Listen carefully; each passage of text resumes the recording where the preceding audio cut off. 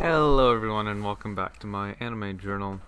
Today we will be starting out with Hotaru Kagayaku, and this is an anime about World War II, and it's yeah, I don't know, it wasn't very good. It's about fireflies and stuff. Hotaru no Haka is a much better anime. After that I watched Tsubasa Hotaru. My best guess is that I looked up Hotaru and it just came up or something like that. But yeah, I can't explain any other reason why I watched these two back to back.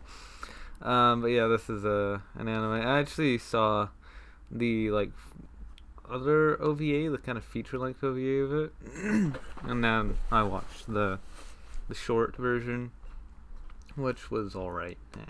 Wasn't very good. It's about sports and shoujo and romance and stuff. I don't know. It's not an amazing anime. After that, I watched Accel World, and I'd heard various things about Accel World. I knew people talked about it as being. Some people say it's SAO but better. Some say it's SAO but worse. Some say it's SAO but it's actually the exact same quality. It's just different. But yeah, the third one is definitely the case. It's not any better or worse than SAO. The main character is a little less traditional than Kirito. It gets referred to as Porky. He's turned 34 centimeters. He really is just like a tiny little guy. But he's 56 kilograms, which is if you work out the math on that, that's pretty goddamn fat. And yeah, because he doesn't really have any muscle on him. And overweight people aren't very common in Japan. They only have an obesity rate of 3%. So it's definitely interesting that way. Oh yeah, and also he has this little cousin. His younger cousin, Nico. Nico-chan. And she does get called Nico. And she's adorable. But yeah, she calls him Oni-chan, which is an option for younger cousins, but it's just not all that common. It's sort of it's kind of like a thing that they might call an older cousin if they see them being like a brother, or if they just want to, give into that erotic fantasy. But yeah, she's cute, and so she's a little like an Imoto, even though they're a little further related. And then there's this girl, Kuro Yukihime. She's very pretty, and she has this nice long black hair. She dresses up like a butterfly sometimes. I think that's what her avatar is like in game. It's very, very pretty, and very nice looking. And then so all the girls are pretty though, are cute, they're sexy, and but it is from Reki Kawahara, same guy as SAO. So as one would expect, the characters' personalities are kind of trash, and the story is also kind of trash, and just in general is pretty trash. The storyline is that Kirito is actually the one who programmed this game that they're playing, so that's interesting. But or at least he gave way for it to be possible to be created or something like that, something along those lines. It takes place a fair amount after Sword Art Online, but not so long after that Kirito is forgotten. And so that's an interesting plot point, interesting timeline, but at the same time, it's not a very good anime. The opening and ending songs are fantastic though. Second ending is beautiful. After that, I watched J.R. Nishi Nihon Summer Train, And this is it's just a short commercial. Who cares? It's not very good. And after that, I watched Tonari no Kyuuketsuki-san, and this is a great anime. Definitely, it's also the English title, Ms. Vampire Who Lives in My Neighborhood, and it's adorable. It is from Comic Yuli Hime, so you can kind of get an idea of what's happening here. One thing to note about is just which characters are straight. That's an important thing to note. Important thing to note for any anime. It's just that usually all of them are, so it wouldn't matter, or all of them aren't. But so we have the main character Akari, who is a lesbian, and then Ellie is also a lesbian. She's a vampire, and she has like short blonde hair and pink eyes and pink nail polish. It's very pretty. And we have Twilight Sophie, has like this long gray hair, also pink eyes, and just very pretty aesthetic to her. Dresses modestly. She's heterosexual. And then Akari's friend, what was her name? Hinata, she's also hetero. The other two characters, Sakuya and Yu, they're also hetero. But the problem with this, so there's two lesbians, and so it seems perfect that it would just, they would be together. So there's no actual males in the main cast. They would just have the two lesbians love each other, and then it all works out. And Ellie does love Akari, and but Akari doesn't love her back. She loves Sophie, who's hetero, and so Sophie can't love her back because she's not attracted to girls.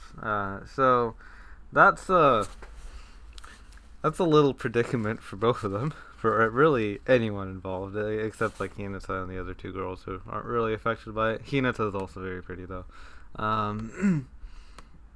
And yeah, it's that's the story.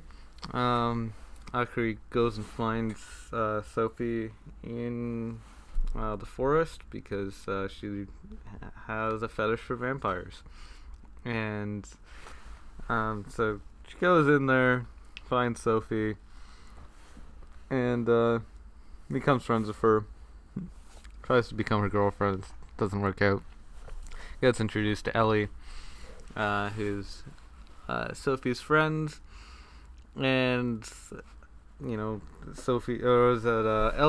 falls in love with Akari and wants to suck her blood in order to form a bond between them, because that's what happens. It's like when you suck a human's blood and then you turn them into a vampire, and then they become your soulmate, and it's all good. And so that's what she wants to do, but Sophie won't let her, and comedy ensues. It's a great anime. It's so cute. They're all such pretty girls, and it's all nice and yuli and stuff. It's very, very wholesome. I really like it. And obviously their ages are kind of weird. What is it? Twilight is around 300. It's like, I can't remember exactly what it was. It might have been like 290 years or something like that. I can't remember how old Ellie was. I think Ellie was older. Maybe like 400 or something. I can't remember exactly.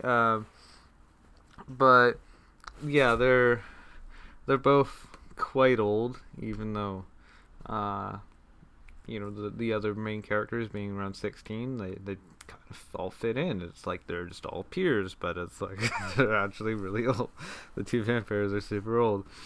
So yeah, that's a fun little attribute to it. But yeah, it's a very cute anime. If you like Yuli, if you like cute girls, if you like vampires. So it's honestly, like, obviously there's Monogatari series that's about vampires, but and this isn't similar in any way to Monogatari. But yeah, if you like vampires, if you like cuteness, if you like lesbians, then I think this is a good anime for you. Great anime, in my opinion. After that, I watched Abeno Bashi Maho Shotengai, or Magical Shopping Arcade Abonashi. And this is an anime about these two kids living in Osaka, and they keep on getting transported to various isekais. And every episode they say, let's turn everything back to how it should be, and then they get transported to a different isekai instead, and it's just a continuous circle, trying to find their own home world. So yeah, it's interesting plot. There's like some decent comedy in it. I didn't think it was a great anime though. It was fine, but it's just not great.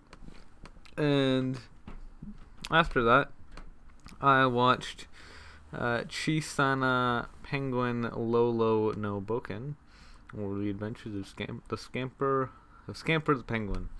This actually has a dub but no sub, so if you want to watch it, just turn on the English version and watch it that way. Yeah, it's a series of 3 half-hour short, straight-to-video animations, and I think that was just how it was released in the U.S. as well. Just 3 video films on VHS. Why VHS? Because it was back in 1986 to 1987 that they actually aired these. And yeah, it's a fun anime, honestly.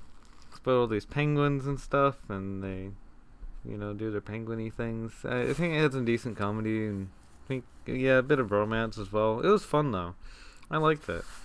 And yeah, it's kind of like a weird old OVA, but out of all the 80s OVAs I've seen, it's one of them.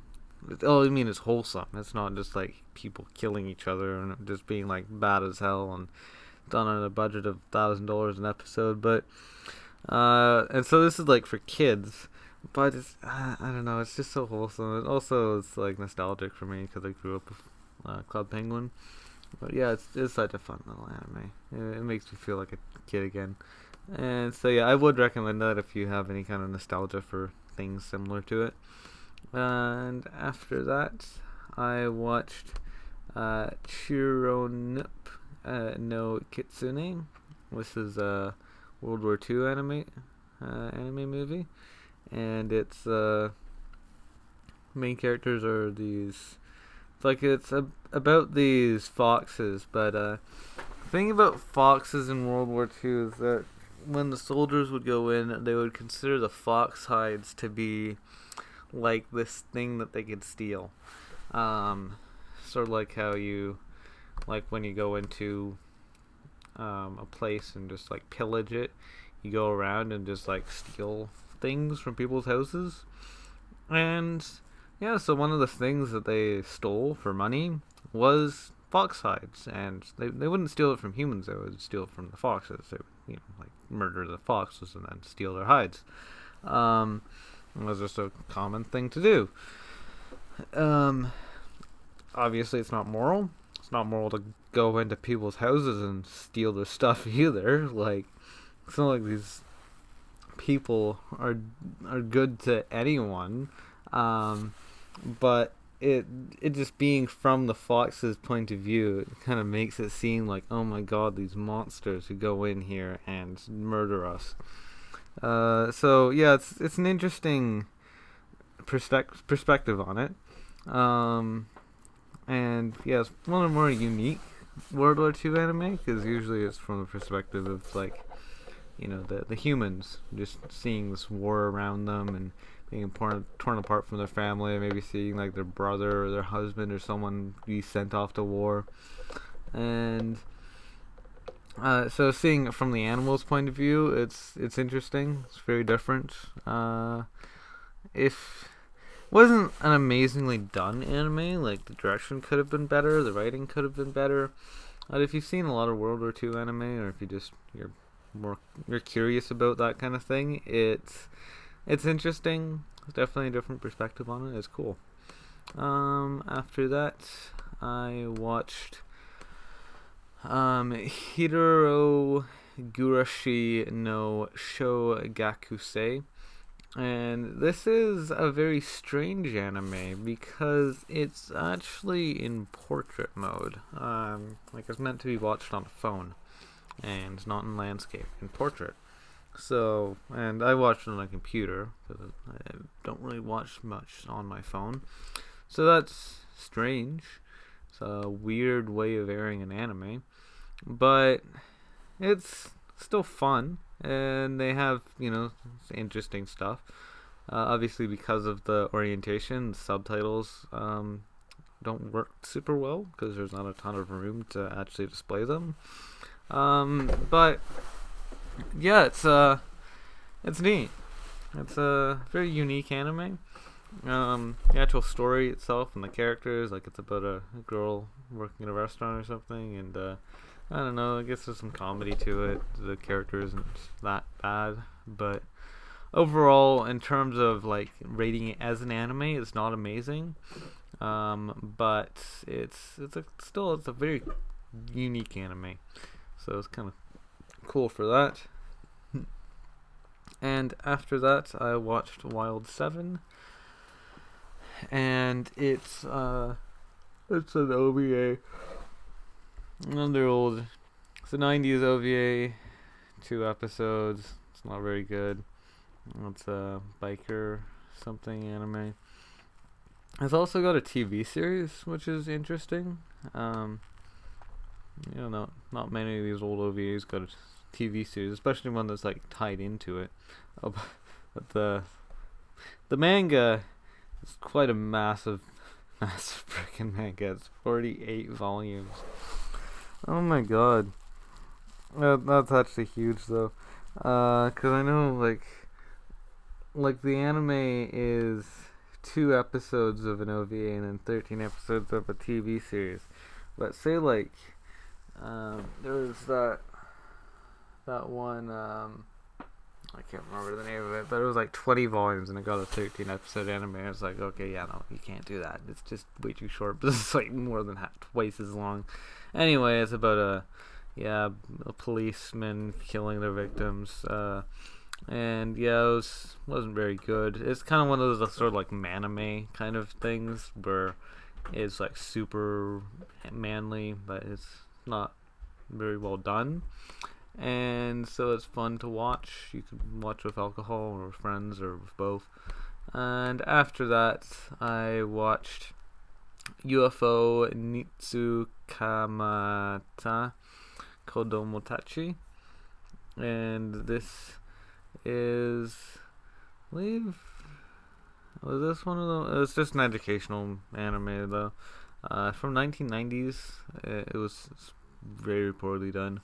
About a UFO and stuff. I would recommend it if you're just looking to pad your list out, or if you want some really dumb, weird old OVAs on your list. After that, I watched Daremo Shiranai, and this is one of the first Minano Utas, all the way from back 1961, and it was very bad, and it's just a stick figure. Take some dancing or something. I don't know. It was weird. After that, I watched also some black and white. After that, I watched Hangyakusei Million Arthur PV, and it's an anime about. It's just a commercial about Million Arthur. It's not very good though. It's some video game or something. After that, I watched Meng, which is about some Korean movie about a boy. Oh, he possesses a magical hammer that helps him get through all of his problems. Yeah, it was pretty poorly done. And yeah, I wouldn't really recommend it, honestly. It's pretty not very good. After that, I watched Katsugeki Shoujo Tentai Tachi, which is supposed to be a couple girls who are detectives, and I don't know, it's not very good. It's kind of etchy and stuff, but it's just so poorly made. So yeah, again, it's one of those things that's just, it's fun to watch because it's bad, but it's not. It really is bad. After that, I watched Dragon Fist, another anime like that. It's pretty bad. It's from a manga. I want to guess that yeah, of course, it's 14 volumes. An episode adapted into a single episode. And after that, I watched Mecha Ude, which is 25 episode ONA. Oh, and it's actually original. But yeah, it's just a short ONA about mechas and stuff. I don't know, it was alright. And after that, I watched Wishing, which is a music video. It was alright. This was the music video for Mon Sony. I've actually seen the anime for that. It was alright. And after that, I watched Genesis Climber Must Pegida Love Live Alive, and this is some very trashy OVA, a mecha OVA, and it's from a longer anime, Moss Peta. And it's actually like a full 25 episode series, but it's like an original series, and yeah, the OVA was pretty bad. This is like a recap movie, but it really is terrible. And after that, I watched Yumekui Mori, and this was actually really fun. I enjoyed this one, and now I mostly enjoyed it just because the art style is like so good.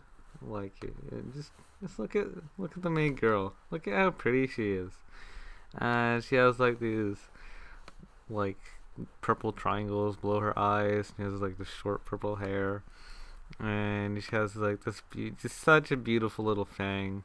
And this was like made back in the day when like white fangs were the norm. Like whenever you had a girl with fangs, they would always be white, and I mean, just white fangs are just so pretty. And also she has like a kind of like very short jacket that shows off like the entirety of her stomach, and this short skirt is very pretty, as well as her thigh highs. They're stripes, again, just very pretty. It's such a great character design, and just in general, it's just a fun anime. I think it did have a dub. I can't remember if I watched it in dub though. But yeah, it's a fun anime. And Dream Eater Mary, so she like eats dreams or something. I don't know. I didn't really pay too much attention to the plot. But yeah, it's a fun little anime if you like cute girls. This one has a very cute girl as the main character. So yeah, the plot wasn't amazing. It is kind of like supernatural and stuff. I think like it has the main character as being it's as being the dude. Like it's not Mary is the title character, but she's not actually the protagonist. But yeah, it's just a fun anime overall. If you like Mary's design, maybe you should watch a whole anime about her. Why not? After that, or I guess if you really are into the supernatural stuff about dream eating and whatever. After that, I watched Hotarubi no Mori. And this is an anime that gets a lot of hype. It's about a girl falling in love with a spirit, which is a strange enough story. The spirit, he always wears like this mask on, and she's like way younger than him. It's not really pedophilia though, because I can't remember even what the age gap was, but he sees her grow up and definitely doesn't lay a hand on her until like she's older. So even though he's older, it's not nearly as creepy as it might sound, but still, in my opinion, it's not all that great of an anime.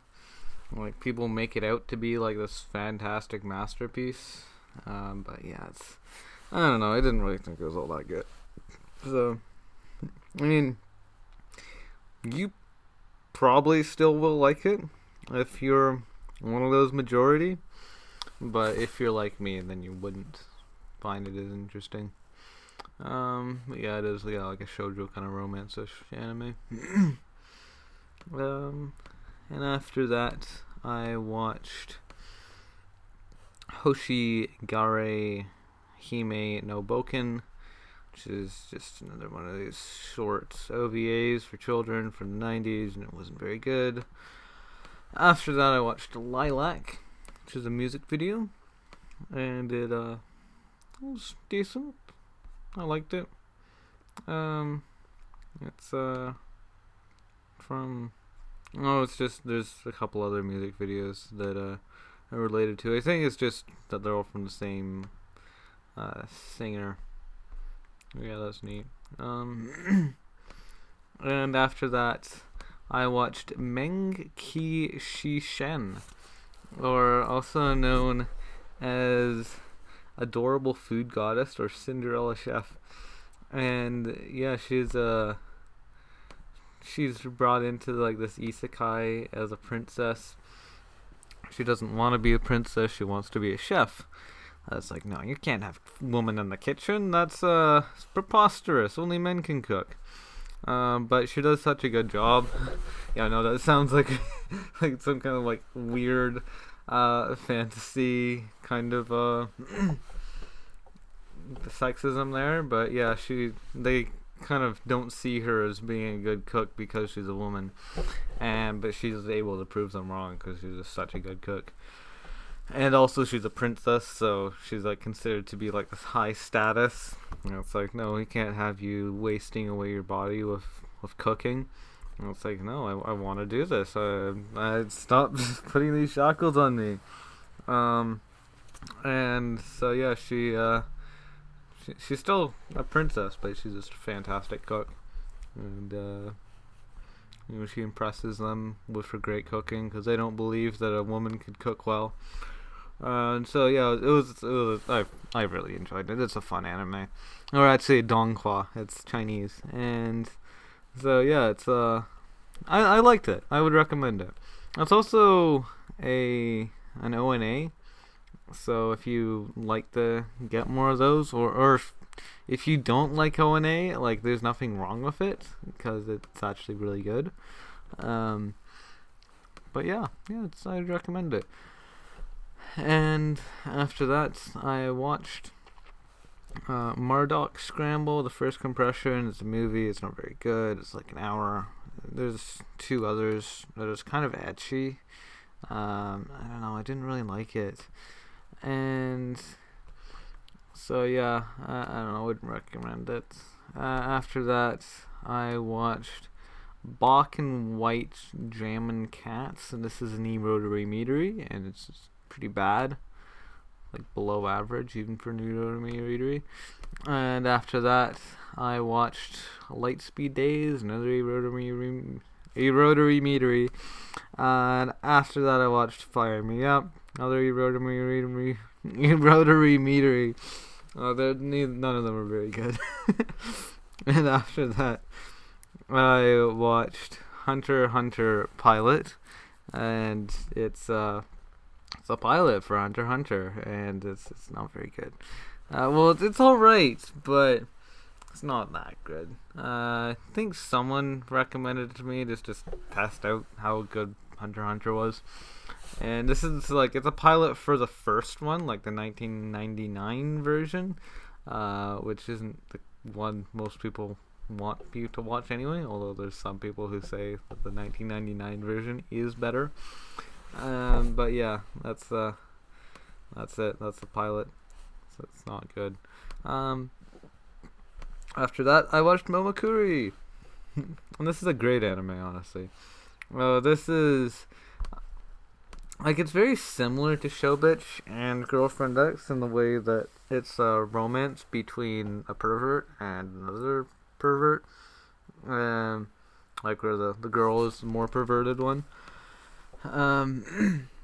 And now the guy, like, he calls himself a pervert, but he isn't really that much of a pervert, especially compared to the main girl.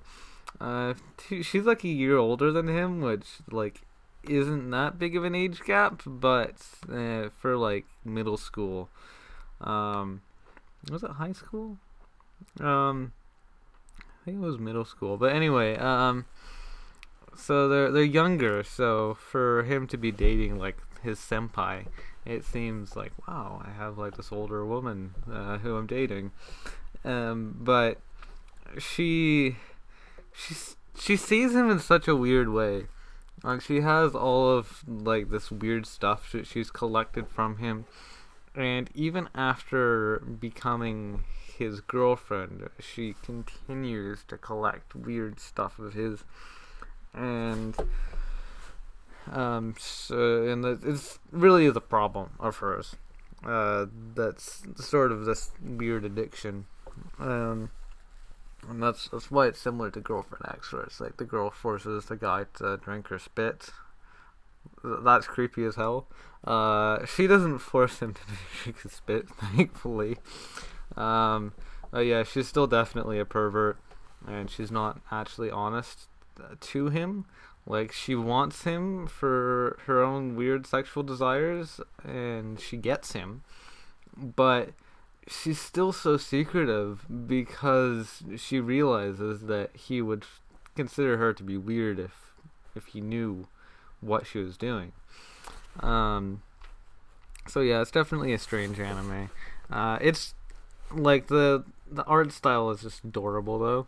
And yeah, both of them are very cute, and it's a fun romance, and it's also one of the rare anime we get to see where the main couple are actually dating, which again is like the same as Show Bitch and Girlfriend X, but it's just fun. It's just nice seeing them like actually dating and kissing and being together and stuff. It's so cute. And so yeah, if you're turned off by the main character being a pervert, then I wouldn't recommend this. But if you'd like a romance anime where it's like actually romantic instead of them like not kissing until the very last episode, then I'd recommend this one. It's fun. It's a fun little romance, and it's very cute, and yeah, it's just good in general. Anyway, thank you for watching. Hope to see you again next time, and goodbye.